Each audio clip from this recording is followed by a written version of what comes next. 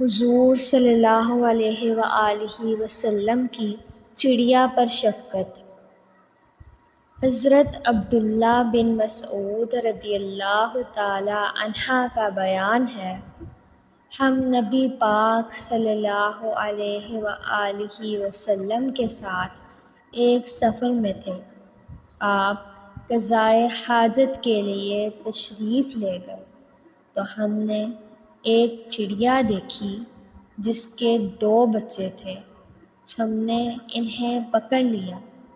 چڑیا آئی اور پھڑپھڑانے لگی۔ سرکار مدینہ صلی اللہ علیہ وآلہ وسلم تشریف لائے اور دریافت فرمایا، کس نے اس کے بچوں کے معاملے میں اس کو تکلیف پہنچائی ہے؟ اس کے بچے اس کو لوٹا دو۔